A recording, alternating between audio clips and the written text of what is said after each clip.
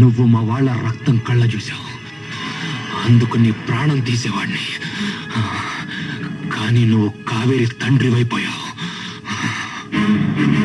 కావేరి, గౌరవంగా వచ్చి మీ నాన్నతో మన పెళ్లి గురించి మాట్లాడదాం అనుకున్నాను. కానీ మీ నాన్నకు మర్యాద తెలియదు, అందుకే నేను మర్యాద తప్పాను. రాయలసీమ వదిలిపోమ్మన్నావంటగా, వెళతాను. కానీ ఒంటరిగా కాదు, నీ కూతురుని తీసుకొని.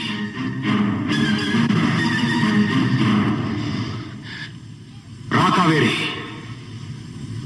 అది నా నెత్తురు పంచుకొని పుట్టిన బిడ్డరా, నీతో రాదు.